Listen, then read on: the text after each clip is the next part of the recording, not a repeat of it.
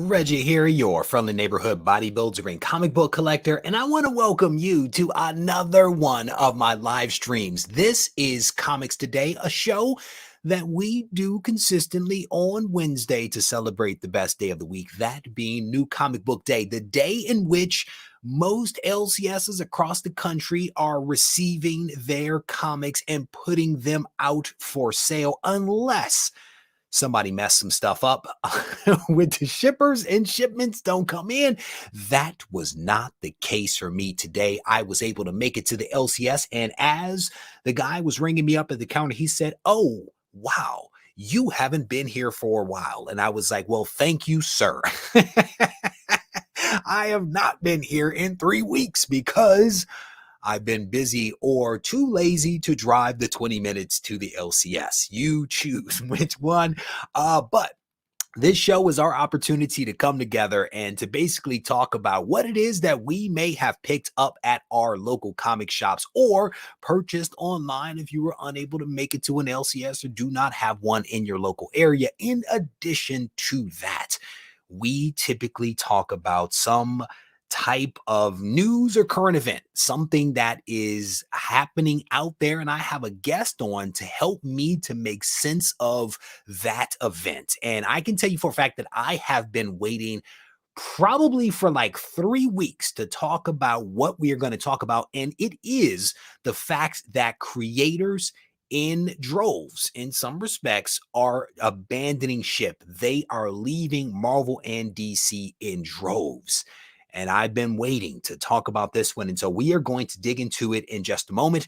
I am first going to go to the chat. And I want to do that because I want to hear what it is that you guys picked up today at your LCSs. And if you picked up something that is awesome that we should put on the top of our stacks, I want to know that as well. I will also tell you that this show, this live show that we're doing right now on YouTube, will also be rebroadcast on the podcast starting next week. So on Monday morning, you will be able to download this from whatever podcasting platform you like, and you can take some Reggie on the go. So I will throw that out for you. I am good for workouts, drives to work, whatever it is that you're yard work, you can put some Reggie on, and I will entertain you. So let me go to the chat real quick.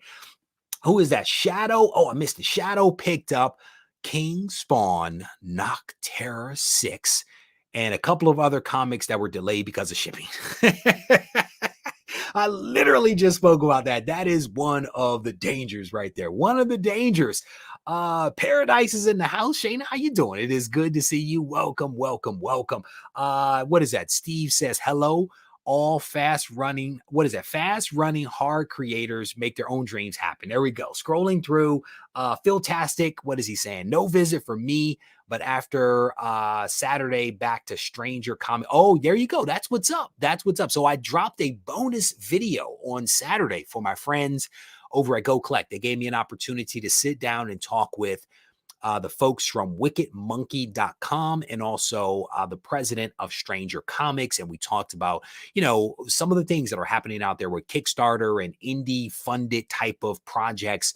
And Philtastic watched that video and then decided that he was going to put a little money on the line and back the Stranger Comics Kickstarter. If you guys haven't seen that video, I definitely encourage you to check it out. It was a solid interview, I think. Chuck is in the house. How you doing, brother? It's good to see you. Scrolling through it, James, this guy just sent me a message on Instagram.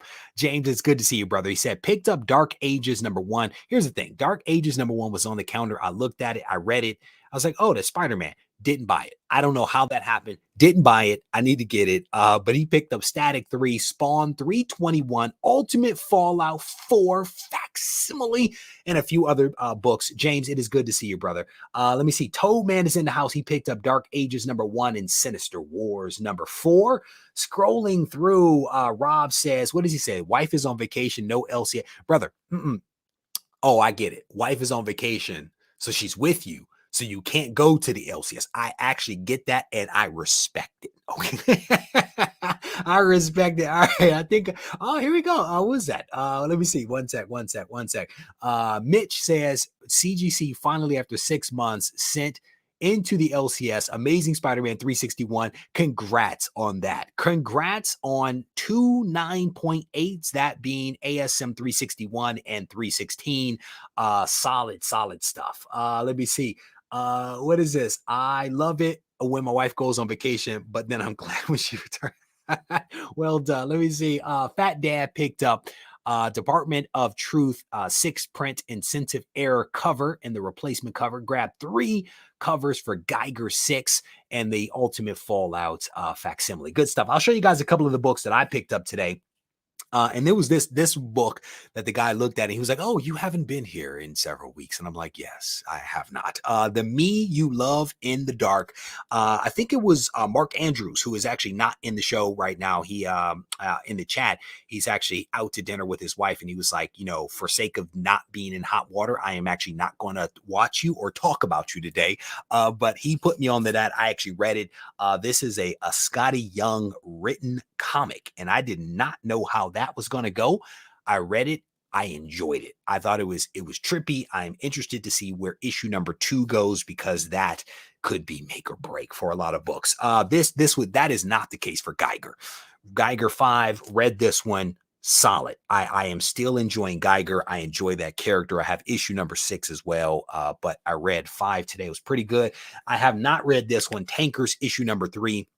Tankers from Bad Idea. This is in many ways a kind of a predictable book. It's kind of predictable. Kind of knew they were going to go back in time and all that kind of stuff, but it's still a fun, interesting read. The quality of the paper, the quality of the comic is just outstanding.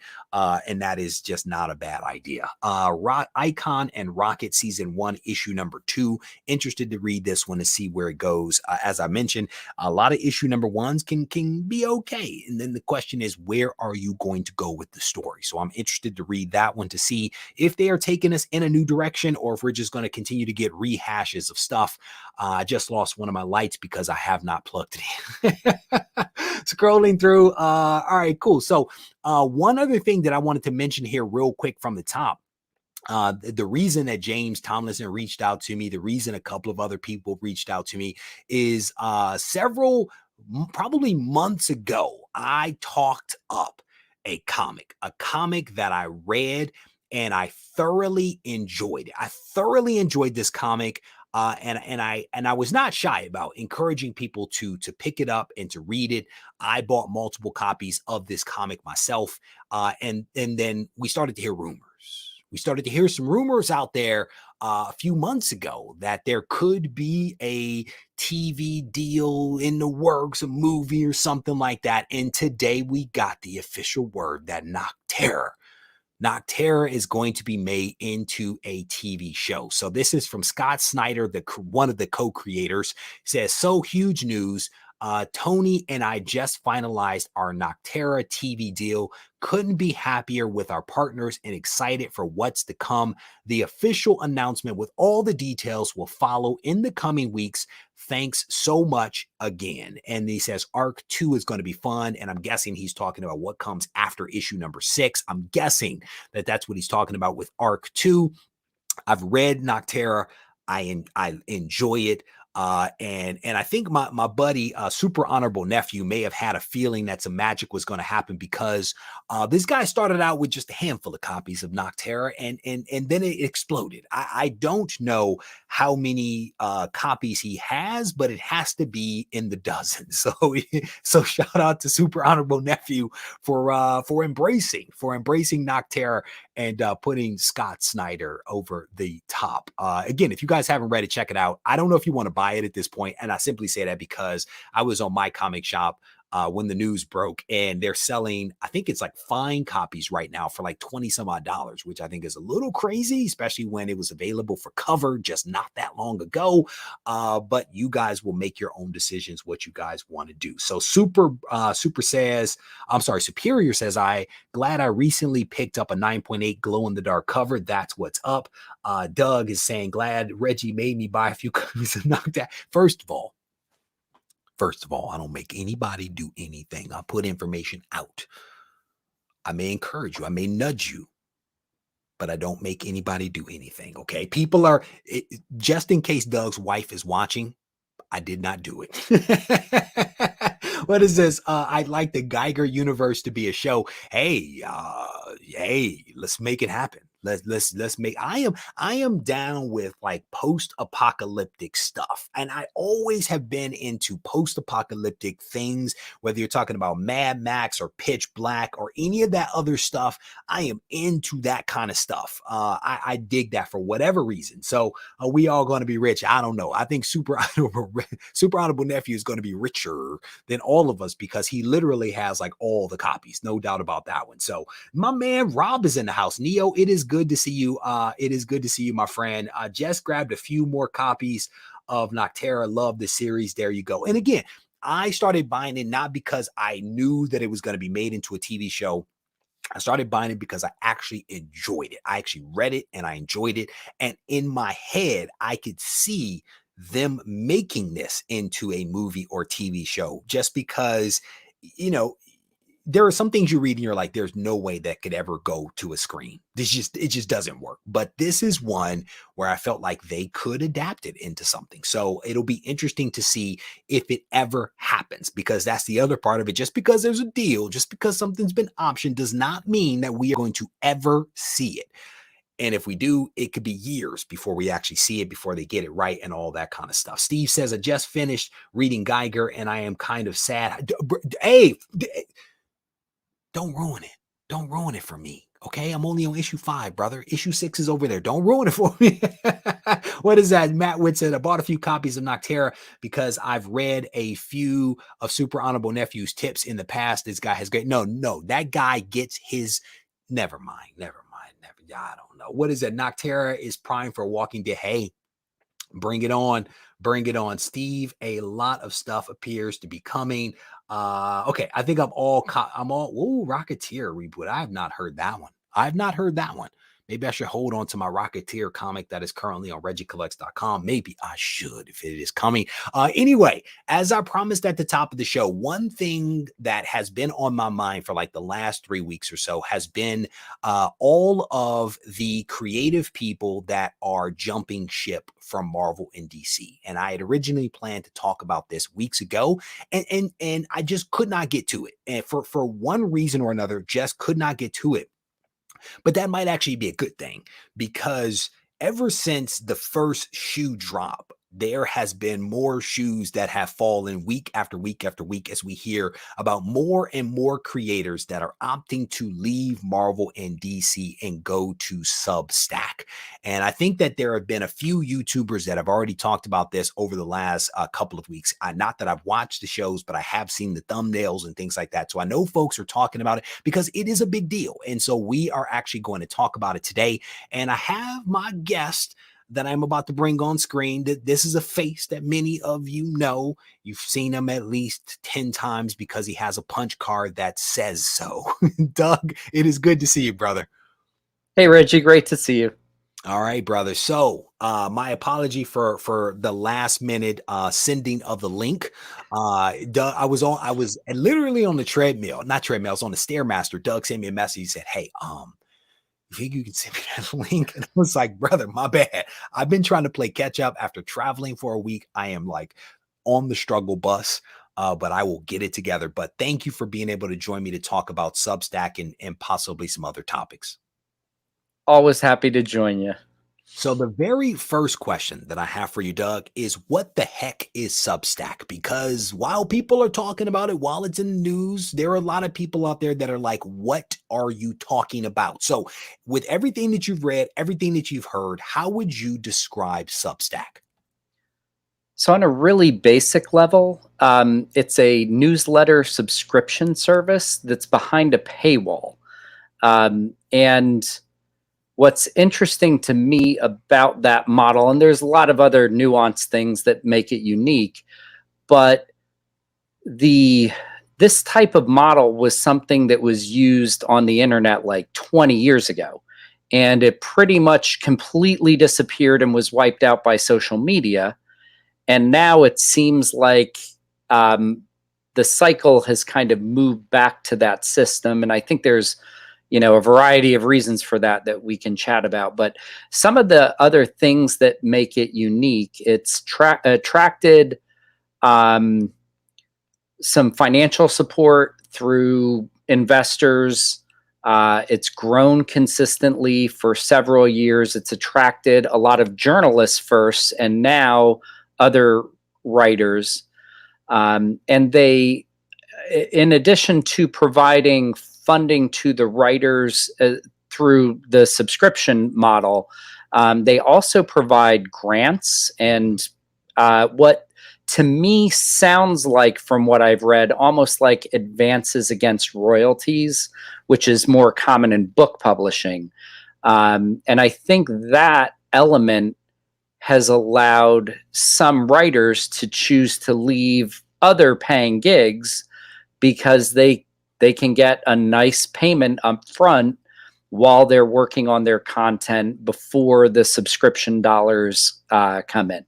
Yep. There was a lot in that initial comment that we are going to try to break down over the course of this conversation as best we can. But as I alluded to in my opening there have been a lot of writers that have jumped ship in the last several weeks. And we are talking about creators like Nick Spencer, Scott Snyder, James Tynion, Jonathan Hickman, Molly Ostertag, who I'm not all that familiar with, Chip Zdarsky, Donnie Cates, Ryan Stegman.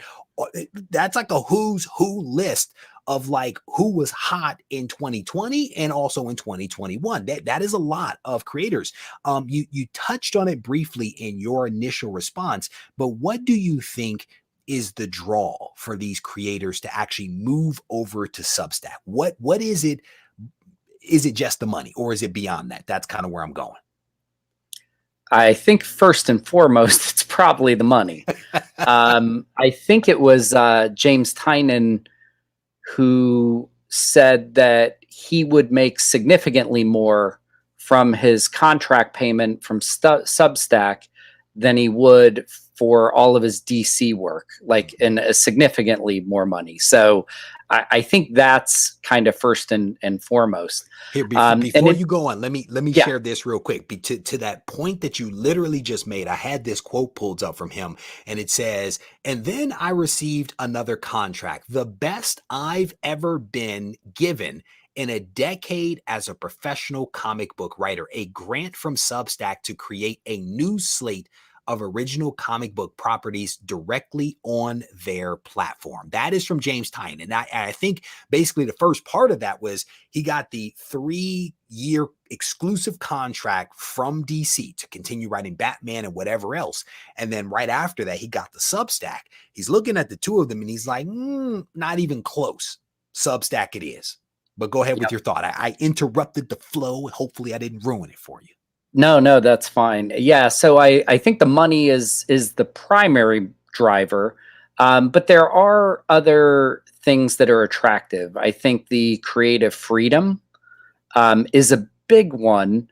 The reality is, even a writer as prolific and respected as Tynion still has to pitch concepts to a publisher. And while I'm sure many less of his pitches get shot down than most other writers, that still happens. And that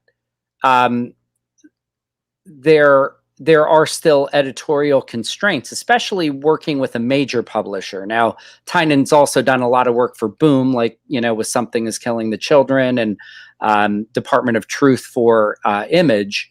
But you're still answering to somebody else. And Substack, to me, seems to be basically offering a platform for essentially self-publishing, which means you can do whatever you want. You can put whatever you want out there. And I think that is attractive. Probably not as attractive as the money, but attractive. And for me, I think you hit the nail on the head that a lot of it comes from the money. And I don't know if it's just the upfront grant money that they get versus a bigger slice of the overall pie, right? Like if they create something that's really, really successful, they own the vast majority of that thing, right? If they make it into a movie or a TV show, they own that. Unlike what we are seeing with like Marvel and DC, with like the creators that worked on some of those things getting checks for $5,000 or $10,000 or something like that. These guys own it all. So they're on this platform behind this paywall. They get the grant money, they get the paywall money, and they have the creative freedom to do a lot. And I think that that is part of what's attractive. Same thing to your point about journalists that are moving over. They have a lot more freedom. They don't have to be filtered and not necessarily censored, but they don't have to conform to what it is that the publisher wants them to focus on. Would you agree with that? Would you modify anything in that little bit that I offered up there? I would agree. And I think for journalists, there's also a level of legal protection that Substack is offering as well. So one, they have services that I believe will help vet and fact check them, so they're not just saying whatever. But also, if somebody goes after them, there is some level of guaranteed legal protection that they'll be defended by attorneys. So I'm sure that is attractive to journalists. To your point about the bigger slice of the pie, and I think this can't be overstated. So a typical book contract, a writer will, and it will vary, but for the most part, a writer can expect to get about 15% of royalties from a book. That usually goes up if it's like the online downloads, because there's no physical printing, and that might go up to say 20% or so. Substack is offering where they take 10%, and I think Stripe is their payment processor, takes 3%. So that leaves 87% of the royalties for the writer. And that is very attractive if you already have a large following. And not unlike what we've seen in the past, where a huge writer like J.K. Rowling, who wrote the Harry Potter series, at the conclusion of that, she started her own website and started self-publishing on the website. The reason being is she now gets, 95% of the royalties. And even if her audience decreased by 50, 60%, she's still ahead of the curve. Oh, she's making tons more money doing it on her own. So give me a little texture around, you cited like a publisher and how they will maybe make, a writer that works for a book publisher will make maybe 15 to 20%, whether it's online versus offline. The rest of that money goes to the publisher. And where does that money go to? I'm guessing to printing cost, to editing cost, to proofreading, to production, to marketing. I'm guessing that's where it goes, but I'm guessing there's also a healthy amount of profit that they're making in there as well, right? Yes. So it would go to all of those things, but typically the publisher's costs are covered first. So before there's a split. So printing costs, things like that, is taken off the top. Then profits are split. And yes, publishers are using that money for staffing and things, but there's a nice chunk that's going in ownership's pocket as well. And I don't, kudos to the owners of the publishing companies. That, I mean, they're making good money, just as owners of sports, professional sports franchises are.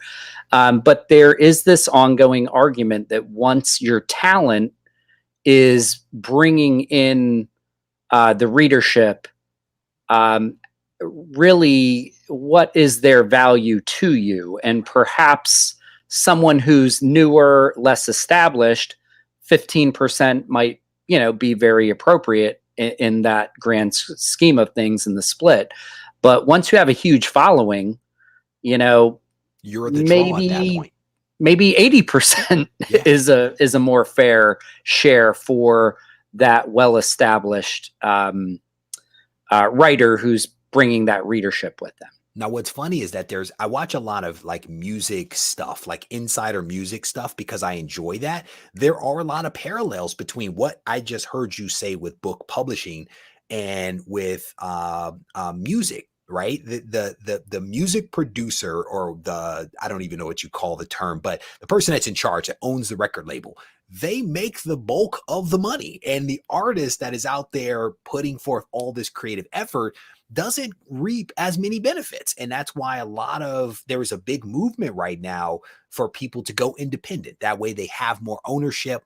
They are controlling and owning their masters and being able to reap more of the benefits, versus like Prince having to do what he wrote on his face because he felt that he was being taken advantage of. And he was one of the biggest artists at the time. So this isn't necessarily something that is unique to comics. There are parallels out there in a lot of other things. But let me ask you this. There are a lot of people that will hear what we just said, and they will hear that these writers are getting these big grants up front to offset their subscriber base, to make some extra money. And some folks will say that they are being greedy and being selfish. What would your thought be? What would your response be to those folks that are saying these creators are being greedy? Well, we're in a capitalist society, and while I do value what a publisher and a music producer and an owner of a sports franchise have done for the people who work for them, essentially, and what they contribute certainly helps build an audience or gets eyeballs on your talent. So I'm not discounting that. The reality is that if you continue to take the majority of that money forever, you're eventually not rewarding the other individual who's contributed the talent and the hard work, whether it's writing or creating music or playing for your sports franchise, that is now giving back to you. So I do think that relationship has benefit, especially early on in someone's career as they're getting established.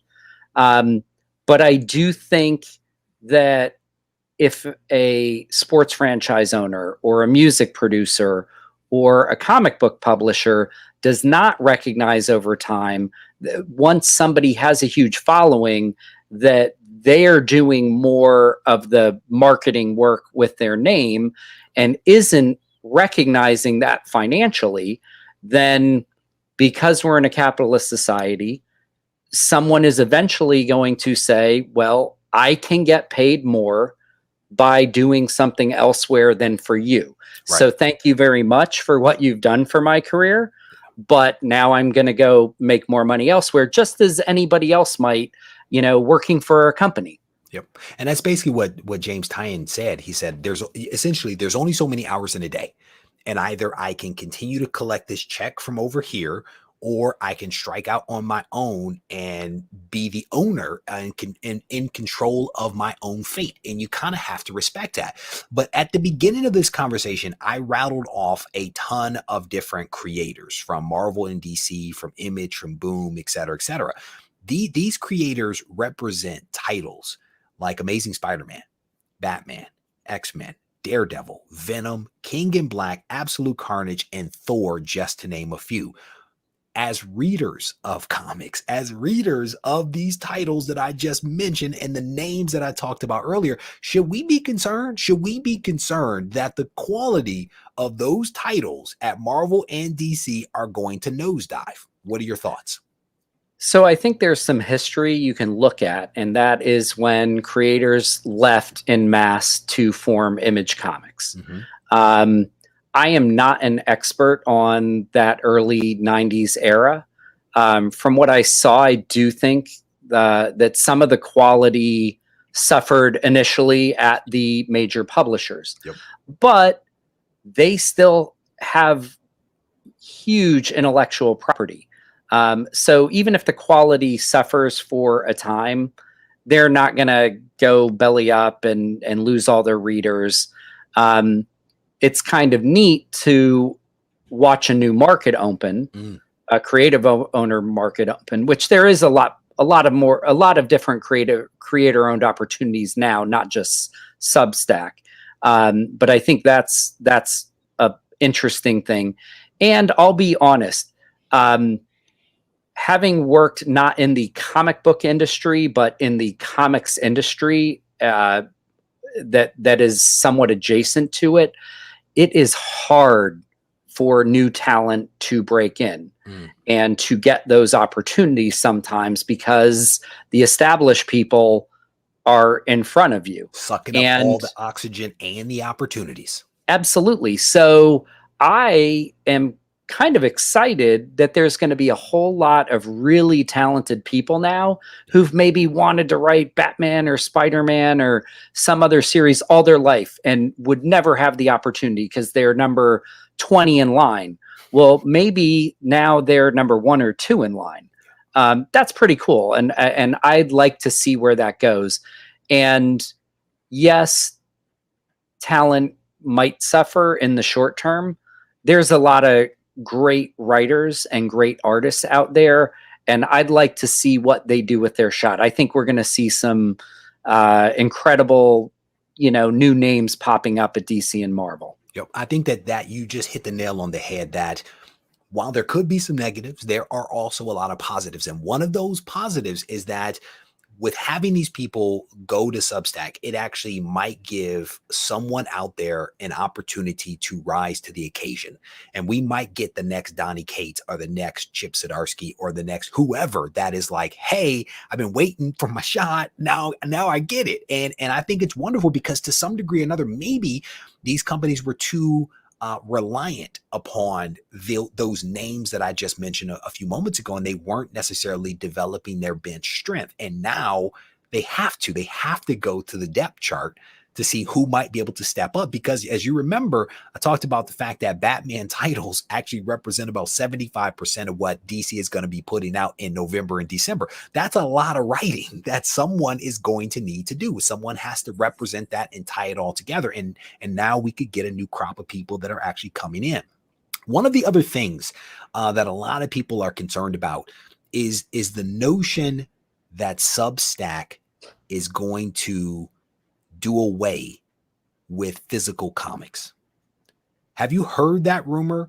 And what are your thoughts around the notion that Substack will replace digital comics? Will replace physical comics in its entirety? So I haven't heard much about that. My gut reaction is that I don't agree with that. There's been digital publishing of books and comic books for many years. And Substack doesn't own any of the intellectual property of Marvel and DC. So, I mean, to me, the notion that all of a sudden someone who's been collecting Amazing Spider-Man or the X-Men or Batman for 20, 30 years are suddenly going to drop that and only go read James Tynion's Marvel DC stuff doesn't make a lot of sense to me. The reality is over time, we are moving more and more digital in lots of formats. And over a long time, maybe someday, print will continue to decline to the point that digital content takes, I guess the top spot. Mm-hmm. But it's not there yet. It's not anywhere close to being there with book publishing and comics that I'm aware of.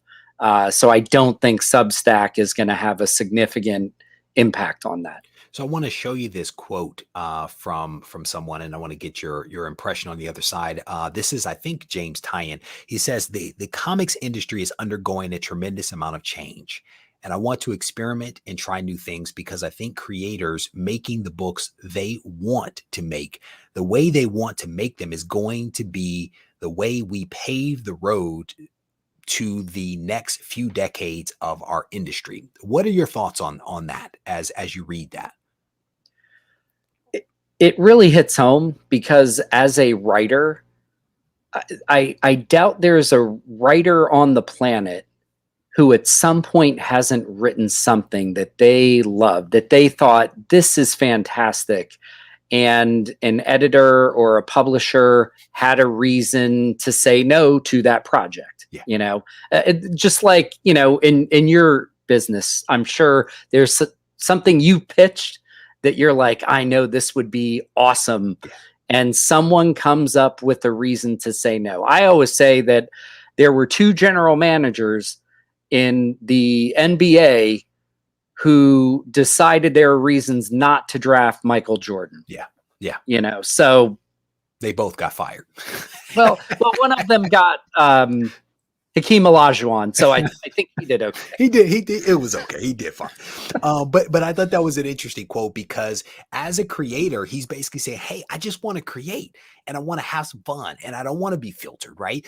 One of the points that you made earlier around the fact that Substack is basically an electronic newsletter behind a paywall, but this is a formula that was around before, right? This is something that has been around before. We've seen this before, but it was replaced by social media. I think part of why Substack is so attractive is that people are a little frustrated to some degree or another with the censorship and with the algorithms that do not allow people to talk directly to their audience, right? You have to have some gamesmanship in order to make sure that your audience that follows you and subscribes to you actually sees your content.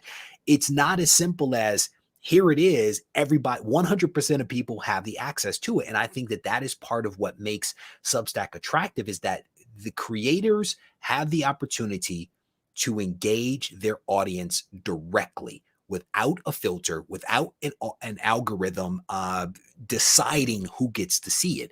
Would you agree that is also one of the more attractive things to this thing, is that direct connection? I do. I think that's a major factor. I know some content creators who've been very successful, or were in the early days of webcomics and the internet, had their own websites, built up huge followings, and made a lot of money. Mm-hmm. And the promise of social media was, oh, I can monetize my property even more, and I can have more direct contact and feedback with my readership. And what they found is, you know, all their subscribers, a very small percentage, were actually getting their content. And, oh, if you want them to see your content, you can pay us to boost it. So now all of a sudden it's like, I thought you were going to help me reach people easier, and now you're asking me to pay you to get to the people that I had direct access to. Yep. And I think that frustration and backlash is one of the reasons, whether this ends up being successful long-term or not, a huge draw for content creators who have said, like, enough's enough. I built up, 50, 100, 200, 500,000 followers. I don't want 10% of them to see the work that I do. I want 100%. And the fans want that as well. They're like, I want this. There's a reason why I follow this person, because I want to see. And that's one of the great things about Substack, is that the creators actually own their subscriber list. It is their list. It is not data that is owned by the company. The way, like, try to leave Facebook or Instagram or even YouTube. Like, I don't own any of this. Yep. Right? But with Substack, you actually do own it. So if you decide you want to move to another platform for whatever reason, you can do that. And what's great right now, and I'm hearing that Facebook and Twitter have also started their own electronic newsletters because of the success of Substack, which I think has been around since like 2017. Mm-hmm. I think collectively they brought in like $7 million or something like that with some of the things that they have going on. So that is attracting Facebook and Twitter. But I don't know if people want to roll with Facebook and Twitter anymore because of the aforementioned censorship and, people being kicked off platforms and that kind of stuff. But one of the things that I wanted to throw out here is there are people that are fearful that Substack is going to be all digital comics, and that's basically going to be the end of physical comics. One of the things that I would encourage you to do is to actually go to some of the pages for these creators, and I named them off. What you're probably going to see there is that they are doing a lot more than just digital comics, right? They are doing things like blog posts, behind the scenes videos, They're doing sketches of projects that they're working on. They're doing live drawing tutorials. They're doing brainstorming sessions. And you actually, depending upon what you sign up for, will not only get a digital comic, but you'll also get a physical comic as well, and potentially even some original pages, depending upon the creator. So it's not just, here's a digital comic. It's more like, to the point that we've been making, this ability to almost interact directly with the creators. And I think the guys, Donnie Cates and Ryan Stegman, they have it set up that if you're at a certain level, you can actually come on screen and talk to them essentially one-on-one. Marvel or DC is not doing that. You know what I'm saying? So this Substack thing, I think, is going to be very different. But Doug, do you have any predictions on how this might shake out down the road? Like, what might this look like? Can you even make any predictions at this point? That's very hard. And I'll tell you, taking my predictions on anything that is technology related is probably not a good idea. I don't go to casinos often, but if I do, if you bet the exact opposite of me in roulette, you will make a fortune. And I think that applies to technology predictions. I will say I was surprised that this technology does seem to be trying to roll back 20 years of social media, which now have taken over everything. Yep. I think that's going to be hard to go back and to sustain financially. But if you, thanks, Dave. Your brother. Yeah. But I will say that I think the more major talent that Substack attracts, the more likely it will succeed. Because I think that the stat you gave about the 7 million, I think it was that their top 10 writers last year either, and I don't know if it's that they generated 7 million in revenue or 7 million in revenue for Substack. That's a big difference. It wasn't clear to me when I read it. So I have a wait and see attitude. I think it's really cool. I like the intent behind it. Mm-hmm. I've never seen any technology, once it's kind of out in the world, get stuffed back into Pandora's box. So I'm a little skeptical that this can undo that, but really it doesn't have to. It doesn't have to replace, YouTube or Twitter or Facebook or any of those. It just has to make enough money for its creators and the company to keep going. So I would like to see it be successful. And what's interesting is, as I mentioned, Facebook and Twitter have now rolled out their own platforms. I'm reading that they're rolling it out, and Substack is now rolling out a podcasting platform as well. So that kind of caught my attention because I have a podcast, and I'm like, if Donnie Cates if it's good enough for him, then we can put Regie. So it's going to be very interesting to see how all of this plays out, right? Because my struggle, and I've spoken with a couple of people about this, the struggle is, it's yet another place to go for my content. I can't just go to the LCS, right? I mean, it's bad enough that with the LCS now you have 2 different new comic book days for Marvel and DC. You also have, all the indies that are doing things. You have the Kickstarters that are doing things. You now have Substack it's a lot. It's a lot. And so the struggle is, can you even keep up with it all? So I actually signed up for the Donnie Cates, Ryan Stegman Substack. I was like, let me go ahead and pay this money. I became a GOAT. It was an opportunity to be the greatest of all time, and I had to go ahead and become a GOAT. And I was like, that's cool. Then they immediately started sending me emails, which I was like, wow, there's a lot of emails in a short period of time. And then it was like, well, we're doing a live sketching party. And I was like, oh, that's dope. And then I looked at the time and the day. I was like, well, that's not going to happen. I'm like, I'm signed up for it. That's a benefit. But I'm like, I don't have time for that. I have other stuff to do. It'll be very interesting to see how this all plays out. And like you, I want everything to be successful, especially when it comes to creative people getting their just due when historically they have not received what they should have received. So I'm a big fan of that. One last thing I wanted to talk to you about is that we've had conversations about various scandals over the last couple of months. It seems like almost every single week there is a new scandal that is rocking not just comics, but just collectibles in general. And while I was traveling, I think it was last week, there was some news that came out, a video that came out of a little bit of a scandal around graded video games. And someone commented on one of my other videos, "Are you going to talk about this?" And I was like, "Well, I'm traveling at the moment." But you saw that video. What was like your takeaway from the story that was being told around the market manipulation of the graded video games? What was your takeaway from that? So I did see the video, and I thought it was really well done and seemed very well researched. So I'll say that. With that said, I have not read or heard from the other parties involved. So I'm going to be careful Because he as I cast a speak. lot of dispersions in that Yeah. video.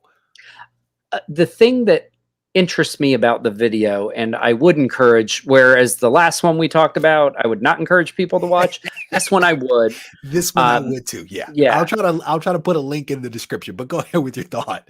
Yeah. I think the thing that it highlighted is that when WADA was founded, it was founded with clear support from a major retailer, a major price guide aggregator, and a major auction house. And I'm leaving names out on purpose. It's a good thing. Yeah.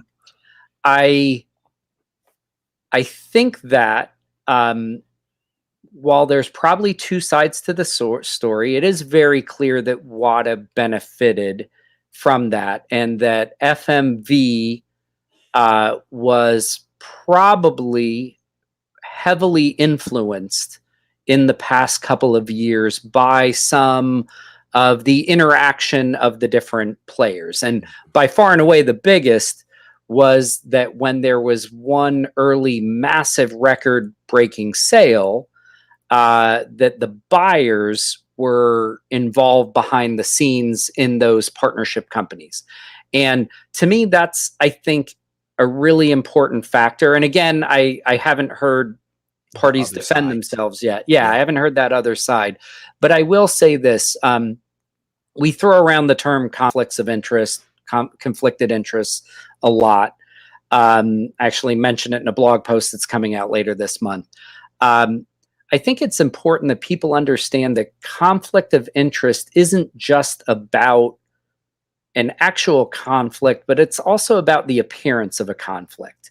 And if there's an appearance of a conflict and you haven't disclosed that, that is going to hurt your reputation and your trust, even if you do have a really good reason for it. You know, so let's say I hear the auction house owner's side of things, who it was also brought out had a similar problem with the FTC in the 80s in a similar situation around coin grading. Let's say there was a very valid reason and explanation for it. The fact that that wasn't clearly and publicly disclosed or talked about often, and it seems like that was probably not information that they wanted out in the public. Again, that appearance of a conflict is damning and can hurt your reputation. It was a really well done video, and it was a long video, and I watched every single minute of it because the guy told an incredible story. I mean, he never showed his face, and that to me, I always struggle with people not showing their face, but he did not show his face, but he told a really interesting story that left me a little dumbfounded. It really did, because it was so well researched.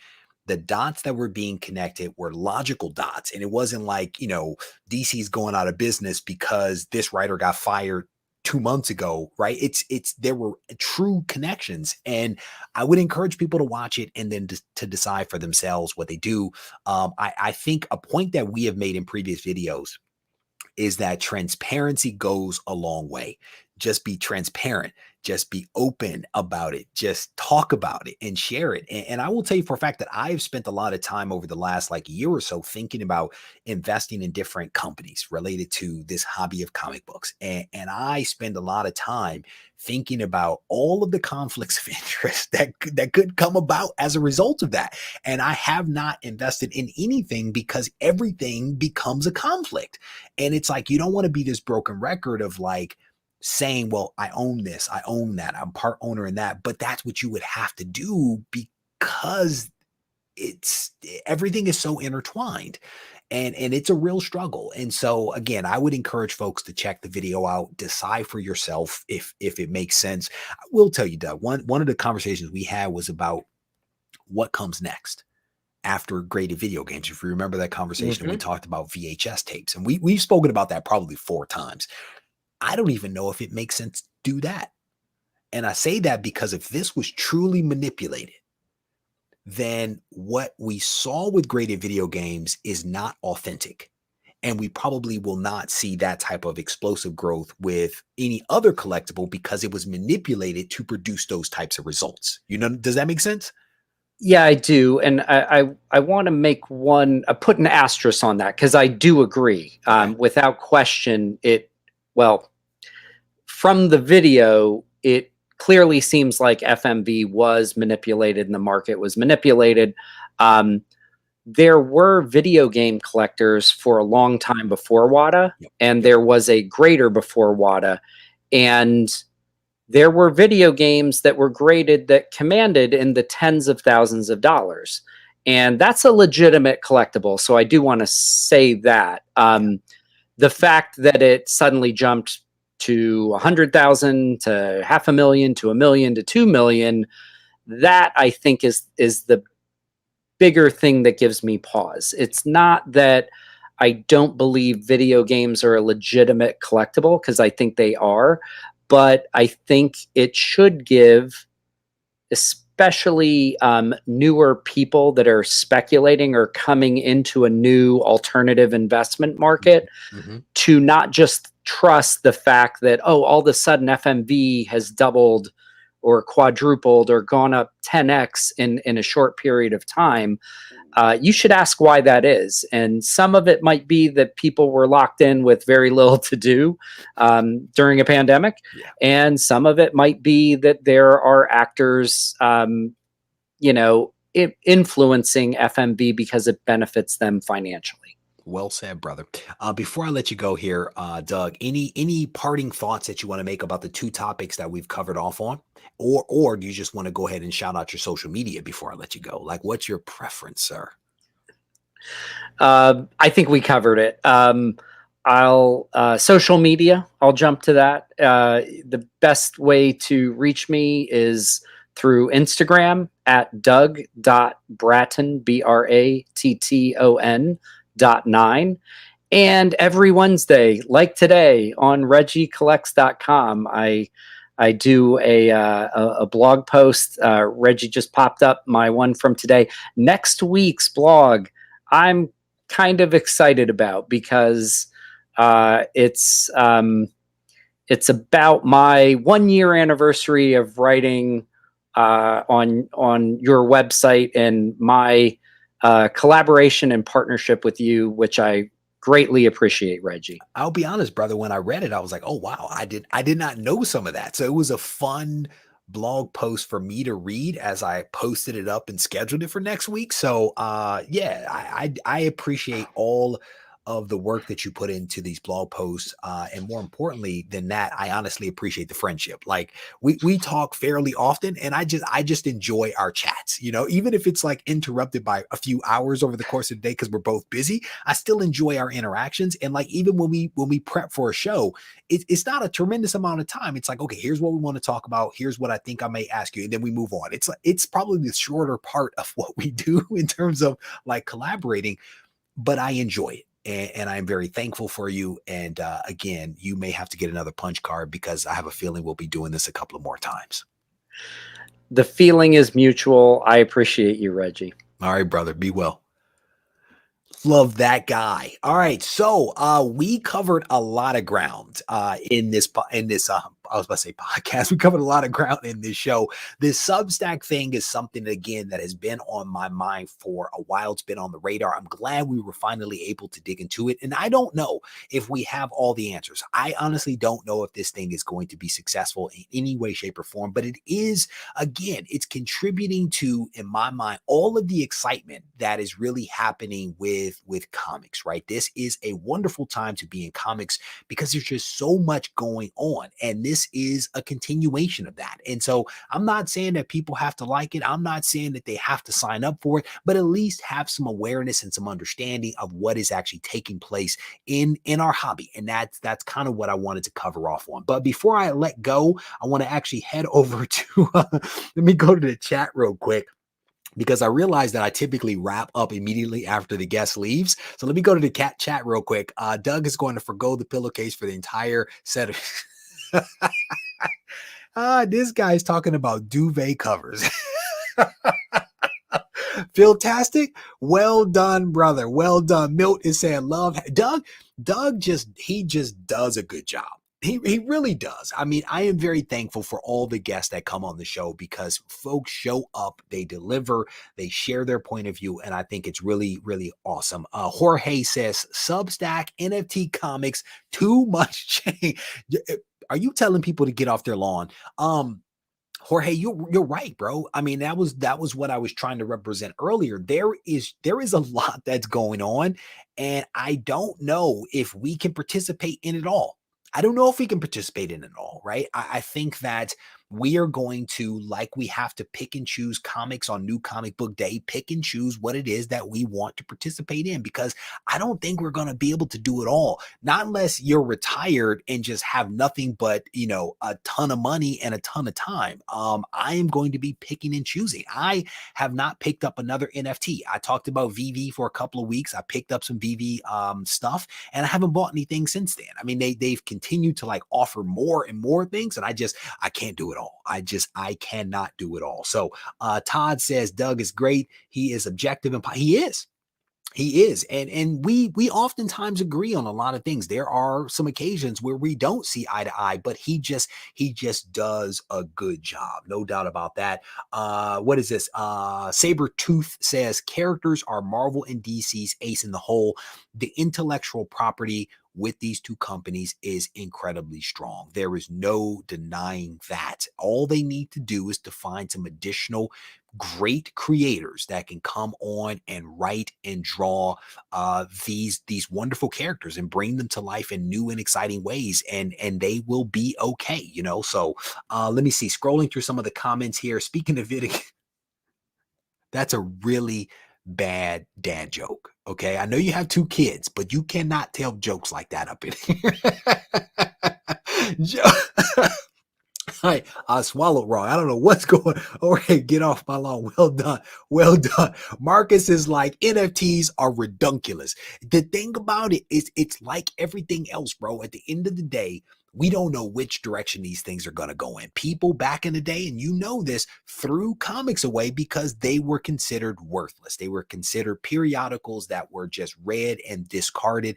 I don't know what the future holds for NFTs. I don't know what the future holds for Substack or even for physical comics for that matter. But I am at least, and I'm not saying you're wrong. I'm going to at least investigate it. I'm going to dig into it. I may put a little money there to see what could happen over time. And maybe I will just waste it all. Maybe that's what it'll be. We will see. Let me see. I was scrolling through some of the comments. Some of the retired guys and near retired guys are having a little bit of back and forth up in here. Matt Wood said he bought his second NFT today. That is what, brother, they seem to be dropping those NFTs now every single day. Like almost every day they are dropping another one. What it deuces. Anyone remember when we were afraid to use our credit card? I remember that. I think there are still some people that are afraid to use credit cards out there. Don't even use ATMs. There's a lot of people like that. I can tell you there have been stretches where I have not set foot in a bank, nor have I touched physical cash, right? Because I am all about the digital stuff. Phil Tastic said, try to get an NFT. Well, sold out before I got to this. Man, those NFTs, brother, they go fast. They go fast. So this is an excellent point. You don't know. We do not know what the future holds. We don't. And so my whole thing is to try to bring some awareness, to talk about some of these things in a level-headed manner, to offer contrarian viewpoints for people tend to decide what it is that they want to do. One thing that I forgot to mention as we were going through that chat, Nick Spencer, the guy that was writing Amazing Spider-Man, is also the guy that recruited a lot of these writers and creators to leave Marvel. He was the inspiration behind a lot of the folks that actually rolled out. I don't know how I feel about Nick Spencer. I'm going to be honest with you. Did not necessarily enjoy him on Spider-Man. Now we learn that he is the person that pulled away a lot of these creators to Substack. And all joking aside, he did it because he felt that it was the right thing to do. These creators are leaving because it's the right thing to do. But I thought it was interesting that Nick Spencer was the one that was actually behind some of this stuff. So anyway, I'm going to wrap this up. I want to thank you guys for hanging out with me just a little bit. Hopefully you enjoyed this discussion. And again, this is going to be available on the podcast next week. So if you want to take some Regie on the go, make sure that you download the podcast on your favorite podcasting platforms. If you guys need to reach out to me, you can always do that on Instagram. And if you have to, you can send me an email. I'm a little slow on that, but Instagram is a great platform for allowing me to have a little bit of back and forth. And if you guys are interested in supporting the channel, you can certainly head over to regiecollects.com. There's a ton of stuff there available in the shop. You can also support us via Patreon, and there are links everywhere to be able to do that. With that said, I bid you adieu.